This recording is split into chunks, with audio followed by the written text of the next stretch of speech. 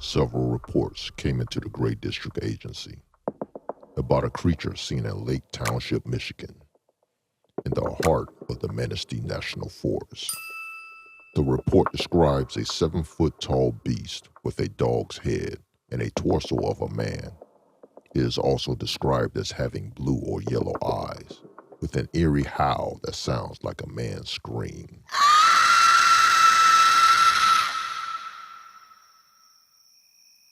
Stanley, Tracie, and Chris are out on the case. Stanley said, According to the report, it sounds like it might be a dog man. They are known to be in this area. But it also can be a werewolf. We won't know since it is a full moon. Tracie and Chris have a curious look on their face. So Tracie asked, What's a dog man? and Chris said, Yeah, what is a dog man? It sounds like a werewolf to me. Stanley asked Claire, the Great District's AI. Claire, probably you can explain it better than I can. What is a dog man, and what's the difference between it and a werewolf? Werewolves shapeshift from a human to beast, and dogmen don't. Dogmen do not have advanced healing properties like werewolves. Werewolves are susceptible to silver, whereas dogmen do not have a vulnerability. People can become werewolves if bitten by one. Dogmen are not able to pass on a curse like a werewolf. They tend to stick to temperate regions with access to fresh water and game. Their favorite food source is deer, but cattle, sheep, and goats are also highly sought prey. But if their food source is scarce and hungry enough, they will attack humans. For the most part, dogmen have tracking abilities like a bloodhound. They do have a larger snout than scent hounds, so their tracking abilities are more robust and can track down to 1 particle per billion. That's similar to a great white shark's ability. Dogmen are also more intelligent than a dog, though not at the level of a human. When chasing their prey, they can think ahead or even make rudimentary traps. In general, these monsters prefer to hunt alone. Tracie said, Look over there. It's a cabin. Let's go take a look. Chris said, Here we go again. The investigators started walking towards the cabin. There's howling in the distance. They stopped in their tracks and looked at each other. Stanley said, Sounds like a pack of wolves. Come on, let's keep going. The woods are very much alive, with eerie sounds coming from all around them. They made it to the cabin. Stanley looked at the decaying structure, and with a tremor in his voice, he uttered, This place is run down. Let's go inside. We might find some clues. Chris said. Huh? What? Wait a minute. Tracie is pissed off at Chris. Chris, just wait out here. Darn scaredy cat. Tracie and Stanley entered the house. The place is cold, dark, and creepy. Chris is outside, scared and looking around. Chris screamed. Stanley and Tracie's eyes got big and said, No, not Chris! They ran outside to check on Chris. Tracie said, Chris, what's wrong? Chris is scared and shaking. He said, There's something over there, next to the tree. They see something that's dark and shadowy with glowing eyes. They started running towards the team.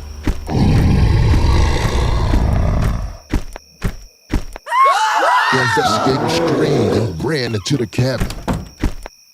The creature is pounding and clawing at the door, creating an unsettling noise of terror. All of a sudden, there is silence. The beast stopped trying to get in. Stanley said, We need to turn this around. It needs to be trapped in here, not us. Chris said, Do you think it's gone? Stanley said. I don't know, Chris. Why don't you go out there and look? Not me. Stanley stared at Chris with a mean look and said, Well, I'm not going to pull rank this time, and we can't stay in here forever. I'll go. Tracie is worried and said to Stanley. Keep your head on a swivel, Stanley. Stanley peeped outside the door. Then he walked out there.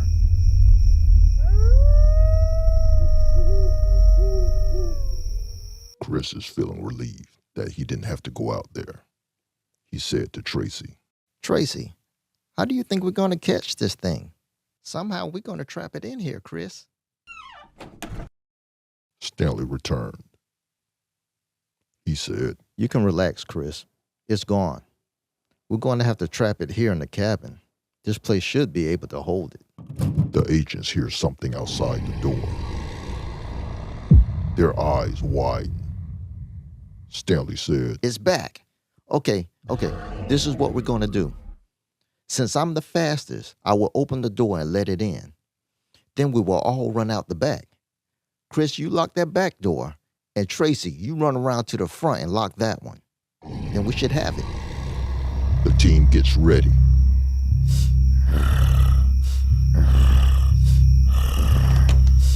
Stanley opens the door. The beast rushes in, and the team runs to the back door, and the beast chases them. They made it out the back door, but Chris forgot to lock it. Stanley and Tracie ran one direction, and Chris ran another, screaming, with the beast right behind him. Help me!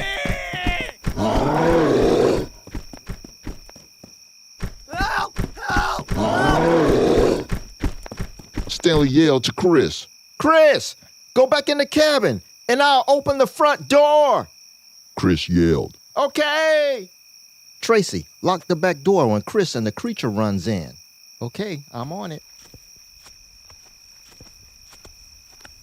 Chris and the beast ran into the house. Tracie locked the door.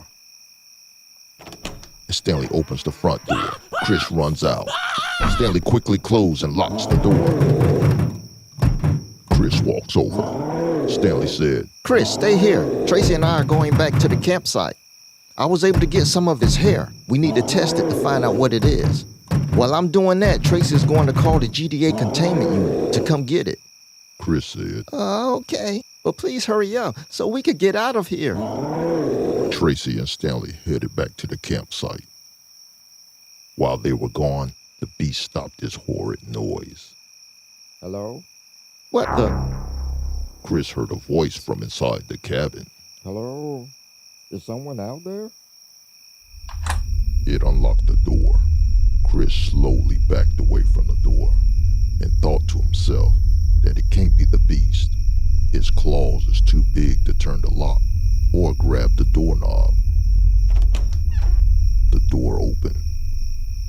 A guy walked out, clean dressed, and asked Chris. May I help you? Chris didn't say a word, and the man said, I hope you're not here when I come back. The man walked off. Stanley and Tracie were on their way back, and the lab results said it was unidentifiable. The same guy walked past them and said, How are y'all doing today? Tracie said, Fine. Okay, that was strange. Let's hurry up and get back to Chris. Stanley said. I hope he's okay. Stanley and Tracie runs back to Chris.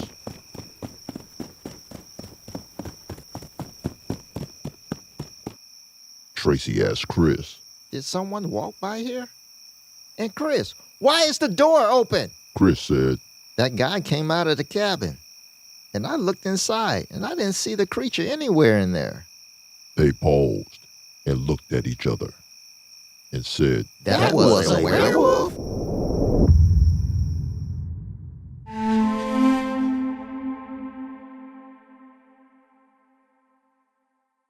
Stanley said, Run! Chris started screaming. They ran underneath the creature, out of the room, and down a hallway. The creature is only a few feet away from them. They didn't dare look back.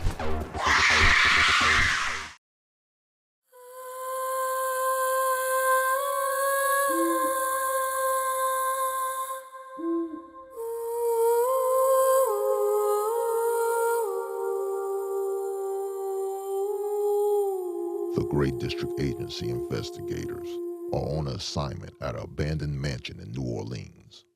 They are on the hunt for a vampire, a creature of legend and nightmare, recently spotted leaving a trail of drained corpse in the French Quarter. The air was thick with tension as they prepared to face an ancient evil within the mansion's crumbling walls. Chris said, This place gives me the creeps. Feels like it's waiting to swallow us whole. Tracie said, I probably wouldn't be surprised if the roof caved in while we were looking for the vampire. Stanley asked Claire, the Great District Agency's AI.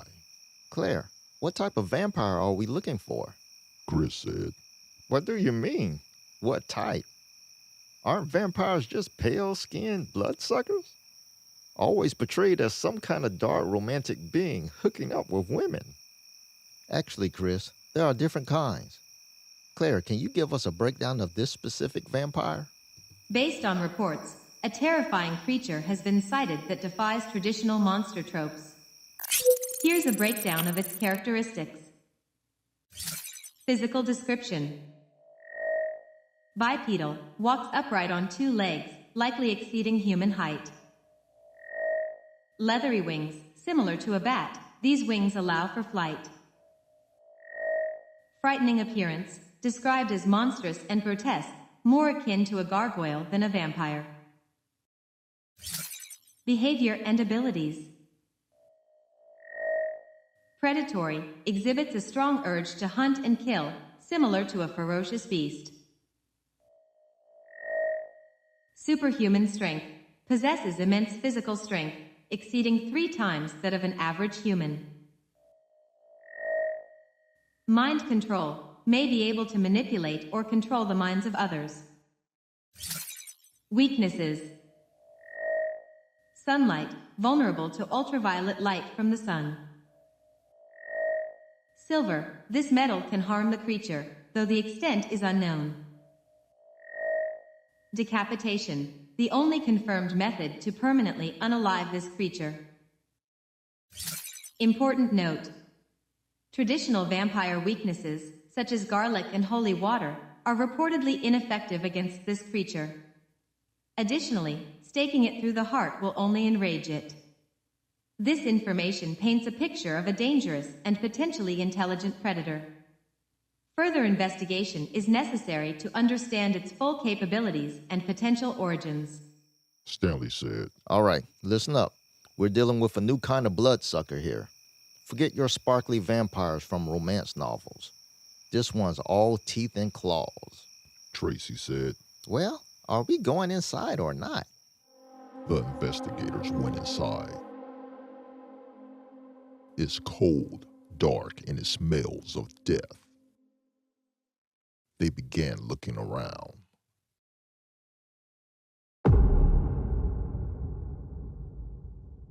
Stanley said, Okay, stay sharp. If you run into it, don't engage. Find a way out and regroup here in 30 minutes.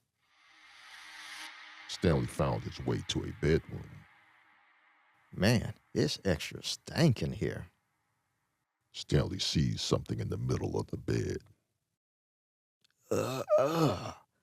What in the? It's a large, grotesque pile of hot bat guano. Chris is in the large ballroom, looking around.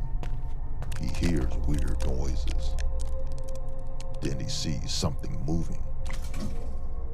He started shaking. Then cautiously approaches.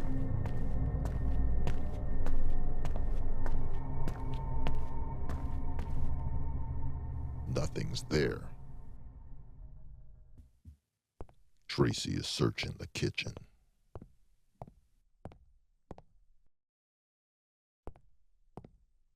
Years of neglect were evident in the layers of grime. Tracie said. Looks like someone... Her words died in her throat as she sees the vampire in the window staring at her. It immediately flies off. Minutes later, the investigators stumbled back into the foyer. Tracie said, I saw it. It was standing outside the kitchen window. We stared at each other for a minute. Then it flew away. Chris said. Your looks probably scared it. Tracie gave a "I'll mush you in the face" look at Chris. Stanley said, I saw a large pile of steaming bat guano in the middle of a bed. It couldn't have been done no longer than 30 minutes ago. Chris said, Yeah, I was in an area that looked like a ballroom, and I heard strange noises, but I didn't see anything. Do y'all have your flashlights? Yep, yeah. We'll use our GDA flashlights, which emit UV light, to possibly paralyze it, and I'll restrain it with silver-coated chains, handcuffs, and shackles. While we're searching for it, let's use our ear comms to stay in contact. Okay, all right. The team resumed their hunt for the vampire. Tracie crept cautiously into the kitchen, her senses on high alert. Stanley slipped into one of the bedrooms, every creak of the floorboard making his heart race. Chris stepped into the ballroom, the vast emptiness amplifying his unease. They searched relentlessly, the silence pressing in on them. Stanley's voice cracked through the comms, breaking the eerie quiet. We've been at this for hours. I'm way on the other side of the mansion. Everyone, stay where you are and get some rest. It should be back before the sun comes up. Chris said, Can I sleep in the truck? No! Chris, we need you close by to help catch it. Now get some rest.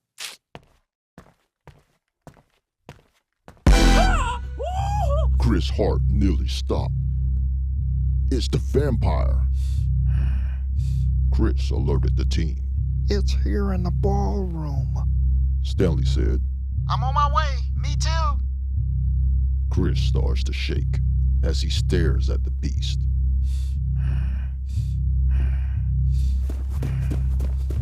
Stanley shows up. Chris, let's use our flashlights now.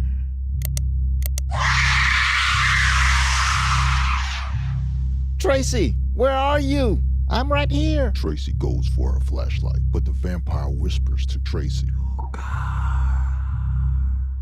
Instead of Tracie using her flashlight, she said a spell. Nada malas excelto.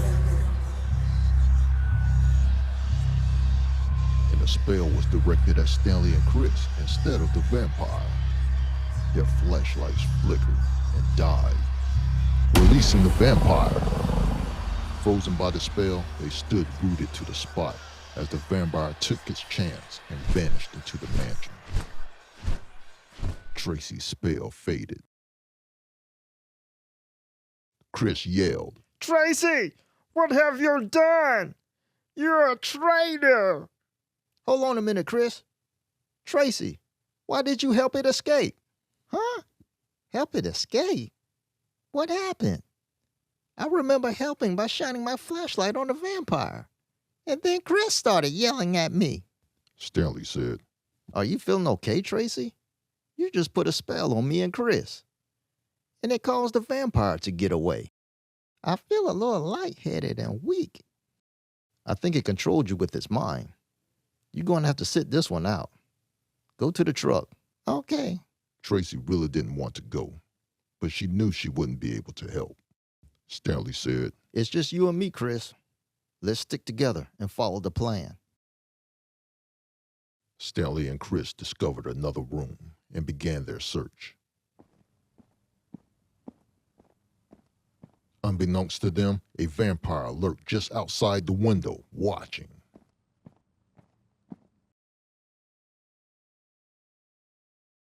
Their search yielded nothing. They turned to leave, and it was standing in the doorway.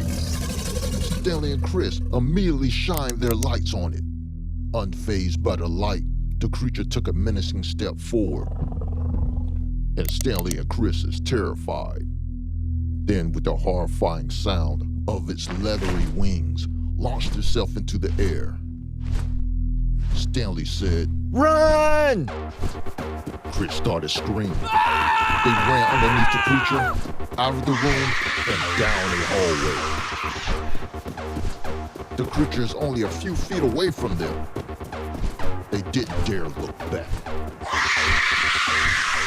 They ran into another room. There was no door and no time to barricade themselves in. Once inside, the vampire came in behind them and stood there in front of their only exit. It walked towards them. Ah! Chris screamed. Stanley remembers he has a small spray bottle of silver paint.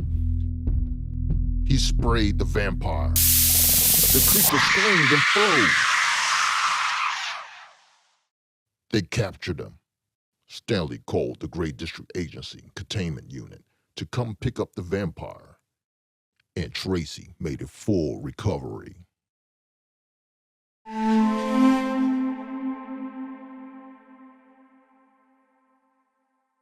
Tracie! Take her out! Tracie gets hit and falls out lifeless on the ground. In a small farmer town called Willow Creek, there was a 16-year-old girl named Anya.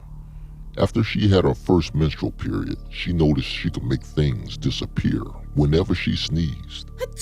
She thought this could only be magic. She studied spells and became drawn to the ancient art of witchcraft. Her newfound passion was met with ridicule by her family. Despite this disapproval, she persisted in her studies, keeping her magical world a secret. However, a betrayal by the only person she told besides her family was her one trusted friend, which led to her secret spreading throughout Willow Creek High School. The guy she had a crush on didn't understand, and now he avoided her, further isolating Anya. And she was seen arguing with him about why he was acting that way. Later that day, tragedy struck when the boy Anya liked was involved in a car accident. The students blamed Anya, rumors about her witchcraft intensifying and accusations of casting a curse on the boy. Despite her innocence, Anya felt powerless, alone, isolated, and desperate for a way out. Anya decided to run away deep into Willow Creek Forest that sits outside of town. And she found a refuge in an abandoned cabin. With her newfound sense of freedom, she turned the cabin into her sanctuary, exploring her passion for witchcraft without fear. Months turned into years as Anya lived alone. Initially, her solitude provided a sense of peace and freedom. But as time went on, the isolation began to take its toll, and combined with her resentment towards her family and the townspeople, it began to corrupt her. Anya's once innocent fascination with witchcraft turned into a twisted obsession. She began experimenting with dark magic, casting spells that brought chaos and misfortune to the nearby town of Willow Creek. Recently, reports of rumors swirled around Willow Creek High School after a couple of strange incidents. Eyewitnesses claimed to have seen a woman morph into a cat on the football field. That same day, a wave of severe cases of diarrhea swept through the student body. Then another sighting emerged. The same woman, this time transforming into an owl at a nearby farm. And the farm's livestock mysteriously perished. This case is for the Great District Agency, an organization dedicated to researching and capturing unidentified creatures, paranormal entities, and cryptids. Case file GDA-3142. The Witch of Willow Creek.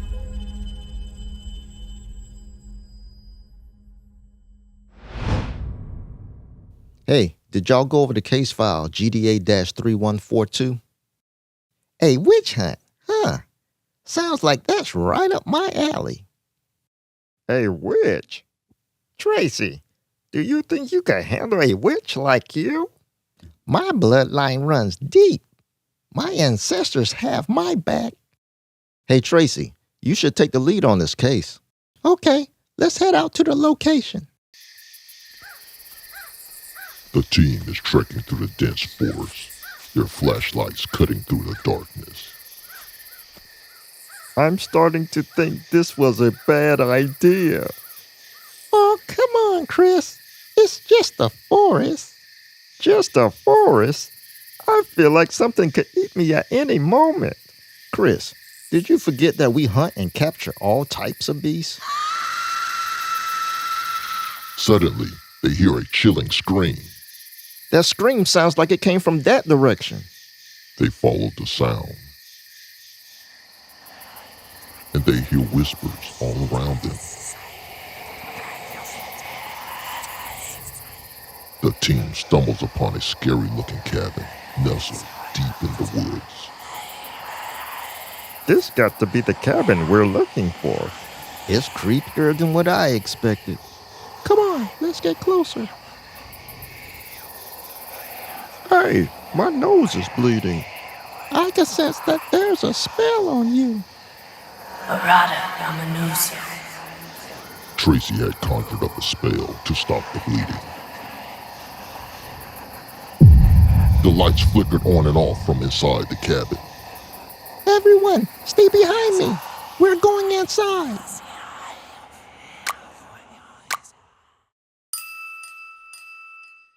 They're now standing in the living room. Tracie senses a sinister presence. There's definitely something in here. Let's look in another room.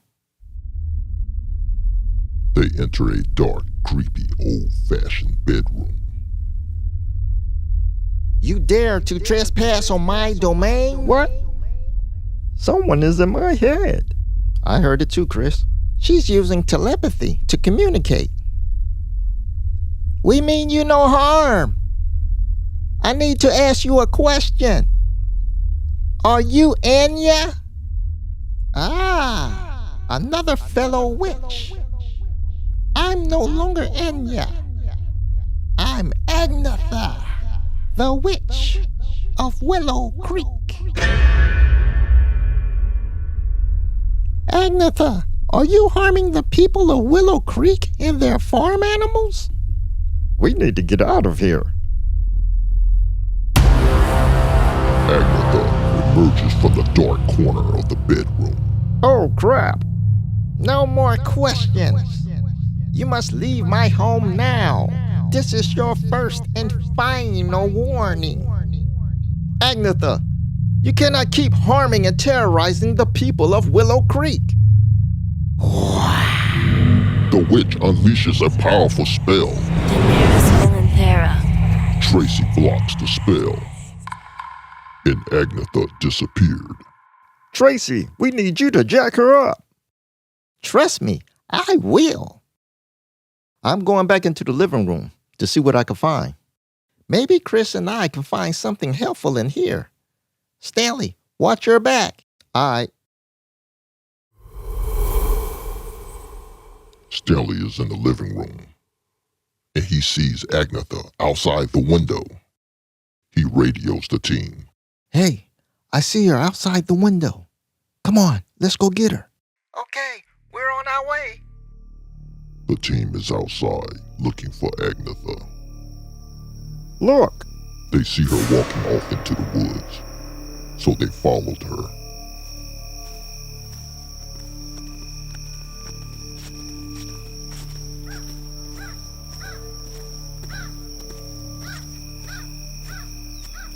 Where did she go?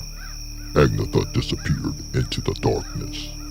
Hey, Claire, what bloodline is she from? And give us more information about her.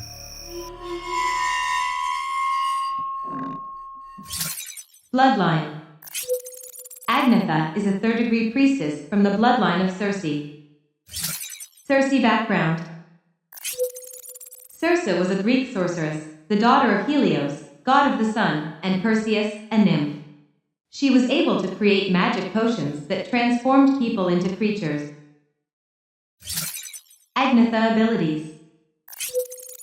Agnatha can transform people into animals, perform sorcery, witchcraft, illusion, telepathy, and transmutation. Agnatha appeared in front of them. Tracie is ready to protect the team, while Chris cowardly sneaks away. Agnatha, don't do this! A fierce battle began. Agnatha and Tracie exchanging spells and curses. Tracie! Take her out! Tracie gets hit and falls out lifeless on the ground. Stanley runs towards Agnatha to stop her. Then he gets hit by a spell, and he also falls to the ground.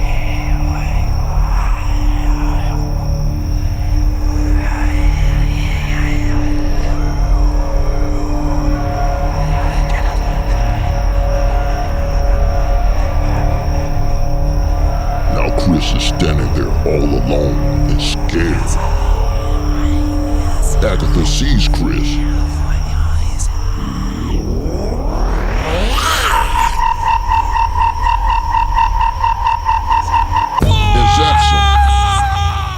And he turns into a dog.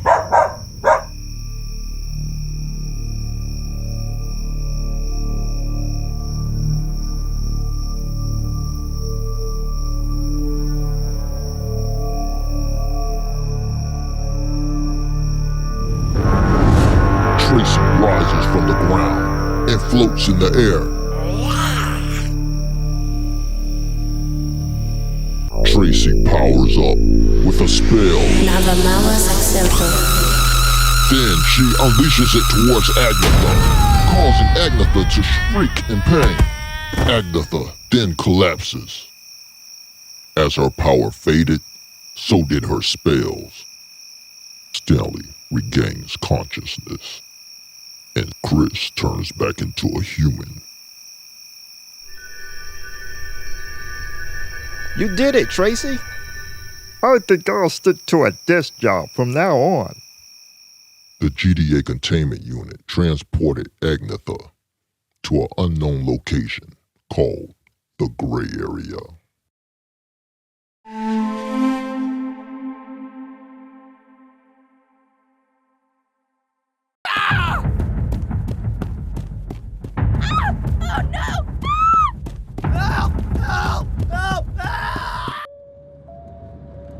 Linda Scarberry reported a terrifying encounter while driving home one night. On a dark, secluded road, she saw a creature approximately 7 feet tall with a 10-foot wingspan flying in her rearview mirror. Distraught, she accelerated, but the creature pursued her with a screeching sound for several miles until she reached the city limits of Point Pleasant, West Virginia.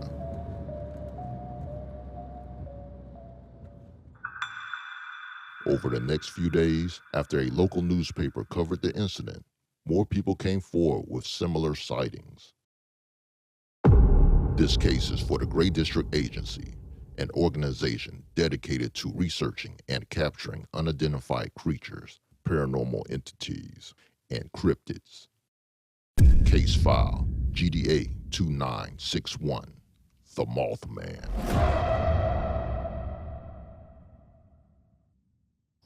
Investigators Stanley, Tracie, and Chris went to the location where the first sightings of the moth creature was seen in 1966. It's the Clifton F. McClintock Wildlife Management Area, known locally as the TNT area. It's a neutralized area located in Mason County in Point Pleasant, West Virginia. It sits on 3,655 acres of former wartime industrial land with several bunkers. Stanley asked Claire, the GDA AI. Claire, can you give us more details about this case? Sure.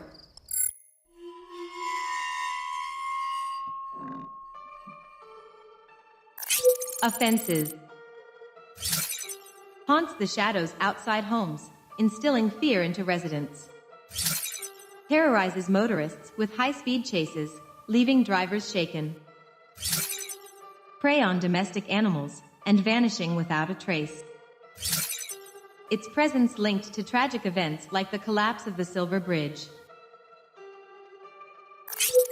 Appearance: sinister crimson eyes that burn through the darkness. Stands upright and walks with haunting movements. An imposing figure, towering between 6 and 7 feet tall. Equipped with an astonishing 10-foot wingspan. Abilities: soars silently through the air with effortless grace. Possesses night-piercing vision, able to navigate the darkest depth. Emits a high-pitched noise that echoes through the night. Theories on its origin. Folklore: some believe the local legend grew from misidentified birds like sandhill cranes. Mystery: others consider it a paranormal entity or even an extraterrestrial being. There's no scientific evidence to confirm the Mothman's existence. Okay, our job is to prove if it's real or not. I see a bunker up ahead. Let's check it out.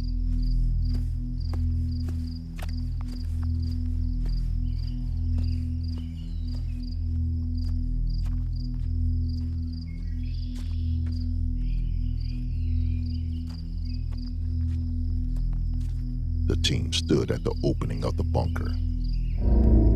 They're not aware that they're being watched by a pair of red glowing eyes in a dense forest behind them. Well, let's go in.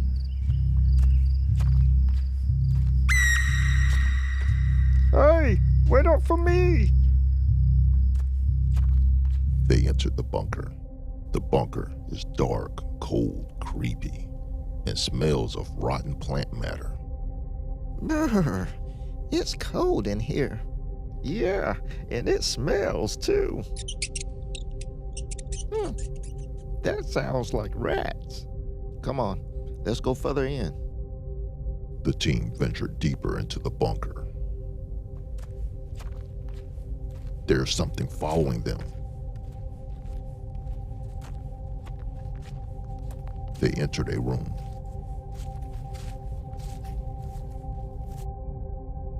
Look, do y'all see that over there? They see a pair of red eyes lurking in the shadows. Get ready. Chris whispered. Get ready for what? I'm getting ready to run. It stepped out of the shadow. It's a bird. When Chris screamed, he startled the bird and it flew out of the room. Well, that was easy. Case closed. It's a bird and not the Mothman. Chris, it's not that easy. We need to search this entire place. Come on, let's keep looking. The team continued their search for the Mothman. They found another room. This room seems different.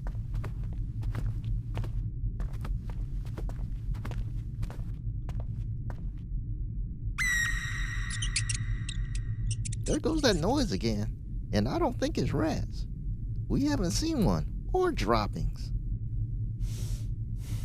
There's a weird stench in here. It doesn't smell like the rest of the bunker. Chris, now what? Something touched my ear. Huh? It was a moth, Chris. Relax. Man, I hope if there's a Mothman, it's this size. And not the size that Claire said. Chris, and you'll still be scared of it. Hey, what's that over there? The team sees something large and shaped like a football hanging from the ceiling. They walk towards it.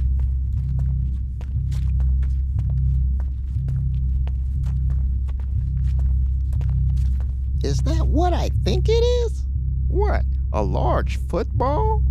Ha ha ha, funny. It's a large cocoon, Chris. The cocoon is moving. like it's something alive inside of it. Well, this is definitely a moth cocoon. There must be more than one moth. This is the last room in this bunker for us to search. There's a noise coming from behind them. It's the Mothman. It flew towards them. They ran.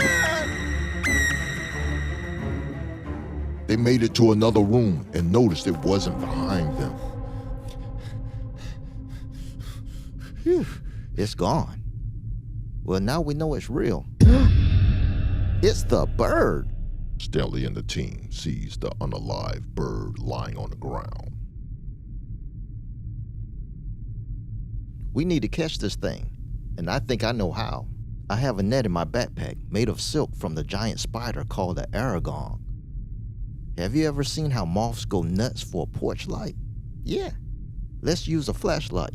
Okay, we can set up in one of those big rooms we passed earlier.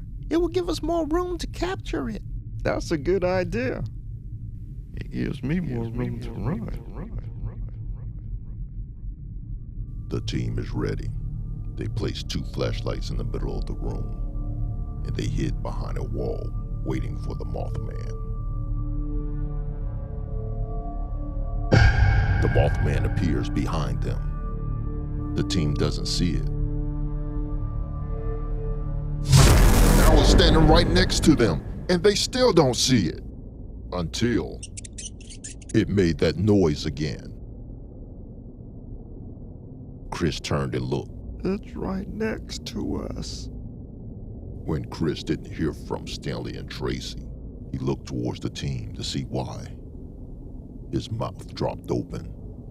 The team had left him. Just as he was about to run, the Mothman was gone. Chris was too scared to move, so he stayed hiding behind the post. Chris! Ah! Stanley and Tracie shows up behind Chris. Chris, where did it go? Where did it go? Where did y'all go? Y'all left me. Man, that thing got a little too close for comfort. We didn't have any time to say anything, Chris. You could have tapped me on the shoulder or something. When it's time to dip, it's time to dip. I don't know what you're talking about. You saw how close that thing was, just like me and Stanley did. It's back. Stanley approaches it with the net launcher. The Mothman starts flapping its wings and releasing its moth dust into the air. The dust gets into the investigators' eyes, and they're not able to see. The dust settles, and they open their eyes. The Mothman is gone. Did y'all see where it went? No, the dust got in my eyes. Mine too. Man, it might have went into the room where the cocoon is. Let's go take a look. The investigators entered the room. Oh no!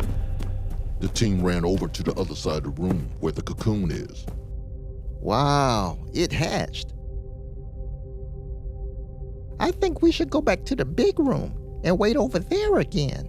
Let's go.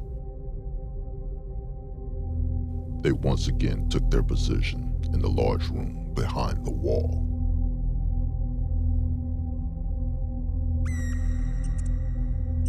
They can hear it in a distance.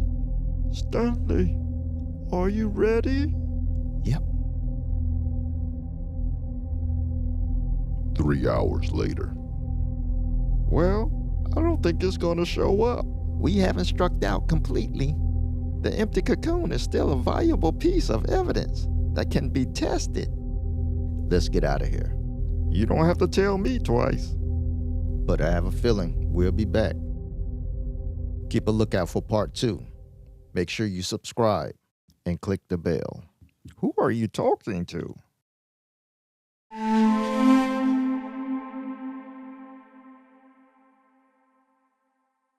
Don't run, Chris! Chris runs for it. Tracie yells at Chris. Give it back, Chris! Then Tracie and Stanley had to run for their lives. The dragon released his fire. As the sun peaks over Albanian's mountains, the investigators of the Great District Agency embarked on a disturbing journey to unravel the mystery shrouding Europe's mountains. Their mission is to investigate the gruesome reality of multiple people being consumed by flames, leaving behind nothing but charred bones and ash. At the time of each incident, witnesses said they saw a large bird flying near the Albanian Alps. A few months before the terror began, there were reports that an opening to a cave appeared in the mountain, and there are rumors of gold treasures in the caves. Stanley, Tracie, and Chris are on their way to the location. Chris asked Stanley, Stanley, are we heading over there? Yeah, Chris. The cave is just on the other side of those mountains.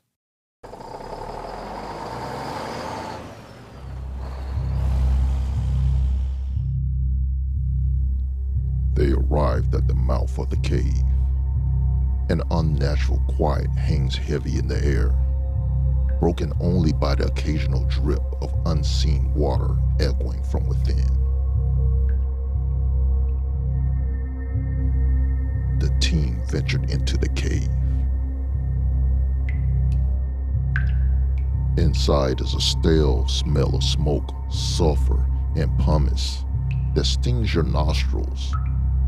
It's a smell that also speaks of something else, something primal and unsettling. A bat flies over their heads, and Chris and Tracie scream. Tracie says, Oh, Lord, I don't do bats, Stanley. Tracie, don't worry. They're not going to mess with us unless they have rabies. Keep playing. I'll leave y'all right in here by yourselves.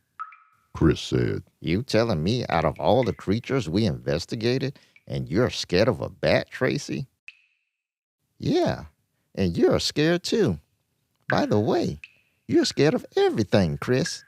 At least I'm consistent, Tracie. Well, you're right about that, Chris. Stanley said, All right, y'all. There are multiple tunnels in this cave. Let's start out by going this way. The team walked over to another area of the cave. They came upon a cavern that appears to have a large opening that led to another world inside the mountain.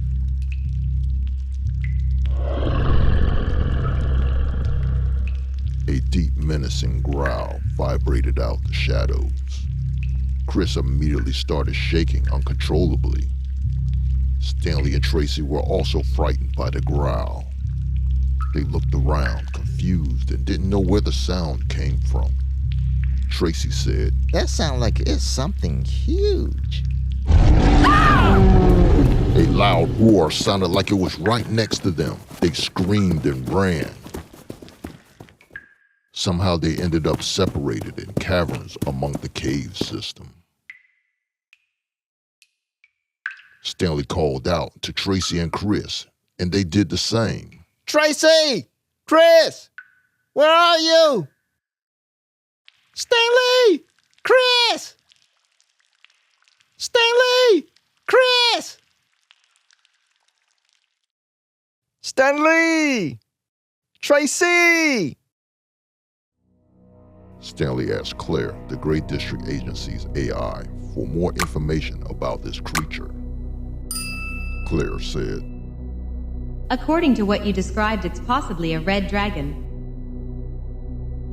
When dragons are in the presence of gold, it amplifies their mythical prowess. It is said that dragons consume gold to maintain their vitality and magical abilities, making it an essential part of their existence. Gold helps to break down the shell of dragon eggs so they can hatch. Dragons also sleep on gold and jewels, and their weight embeds them in their skin to provide additional armor.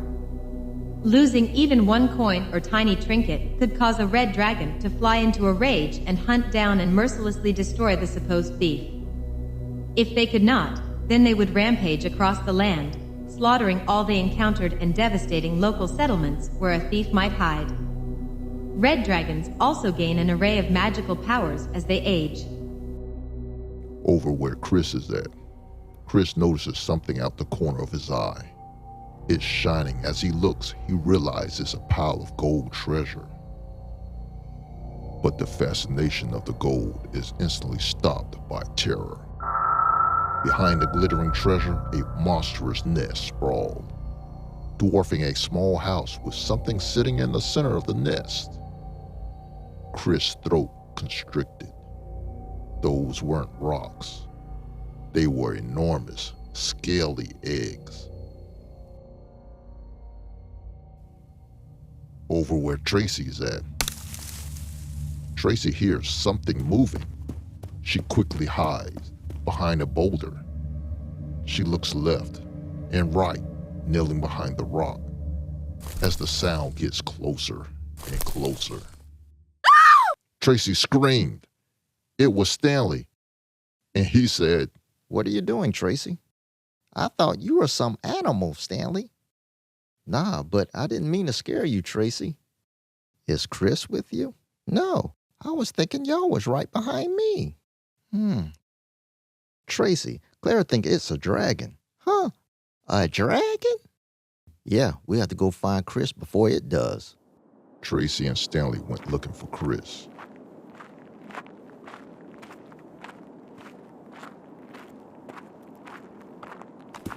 Chris came running by them, screaming, and Stanley and Tracie didn't ask any questions and started running right along with Chris.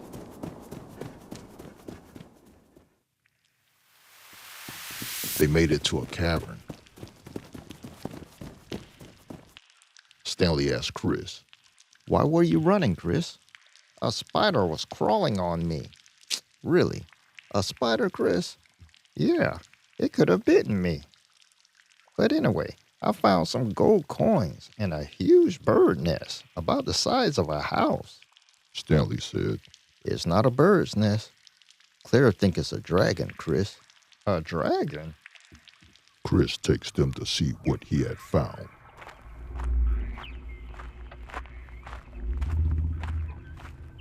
See, look. Wow. Unknown to the agents, the dragon was watching them and hidden from their view. The dragon said, I smell soon-to-be-burnt humans. Do you also come here to steal my gold, Stanley? No. Where are you? And how do you know my name? I've been watching and listening to all of you. Tracie asked, Are you saying everyone that you burnt up was trying to steal your gold? No, Tracie. They also tried to steal my eggs. Stanley, Chris, I think we should leave and quarantine this mountain and label it as a gray area so no one tries to steal its eggs and gold again. You cannot leave. It's time for you to burn. Why? The one you call Chris has stolen from me. Tracie and Stanley looked at Chris. Chris takes a gold coin out of his pocket. Then the dragon steps into view. Stanley said, Don't run, Chris. Chris runs for it. Tracie yells at Chris. Give it back, Chris. Then Tracie and Stanley had to run for their lives. The dragon released his fire to burn them. They could feel the searing heat of his fiery breath scorching the air around them.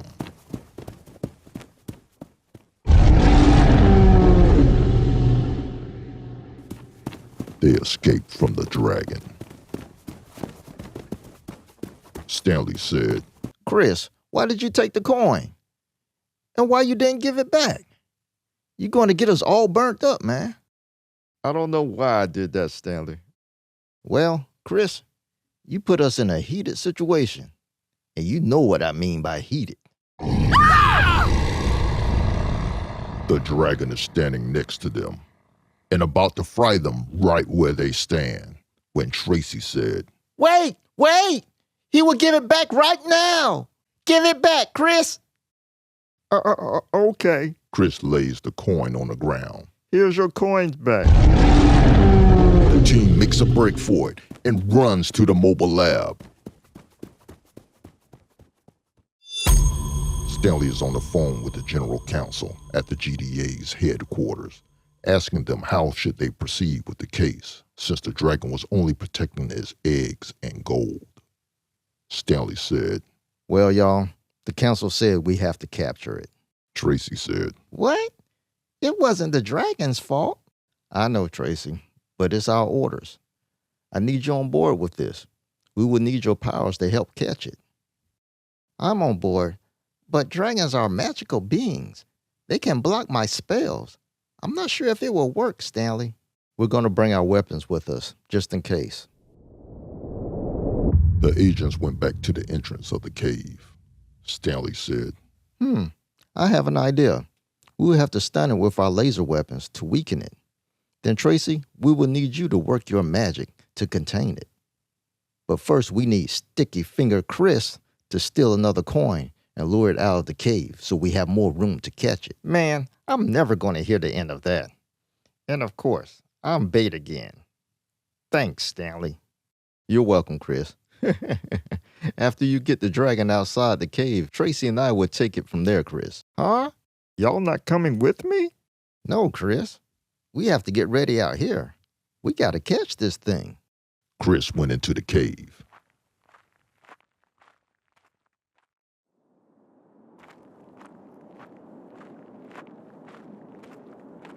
He's trying to remember where the gold is. He's walking from one section to the next.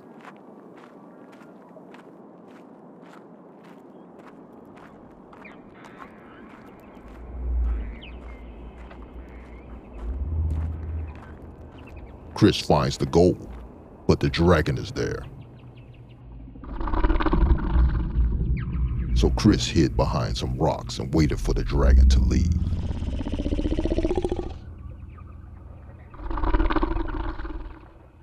The red dragon slowly walked away. Chris went for it. As soon as he grabbed the coin, the dragon came after him, and Chris ran. He made it outside, screaming. Stanley and Tracie was ready, but the dragon wasn't behind Chris. Then the dragon came out of nowhere and grabbed Chris. Stanley and Tracie started shooting at it, but they missed, and it flew away with Chris. Now they're worried. What will happen to Chris? Tracie said, Let's go back inside. There must be another entrance where the dragon has taken Chris. Yeah, you're right. Come on, let's go. Tracie and Stanley ventured back into the cave. They made it to the dragon's nest, but they didn't see any signs of Chris or the dragon. They heard a sneeze. Then they seen Chris poking his head up out of the dragon's nest. Chris said, We need to hurry up. It will be back soon. Stanley said, Chris, get out of the nest. We're going to go ahead with the plan right here. Let's hide, and I'll let everyone know when to stun the dragon. Then, Tracie, you work your magic. They hid behind the boulders. Stanley said, It's back. Get ready. The dragon noticed Chris was missing. Where are you? I can smell you, Chris. And I smell that you're not alone. Stanley yelled. Stun it! Stun it now!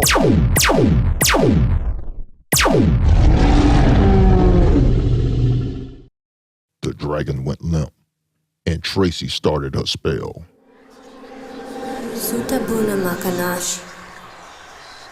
Tracie is fighting and fighting, trying to hold it. Then she said her final spell. Nikalastram Rashi. Then Stanley attempts to stun it again. They did it.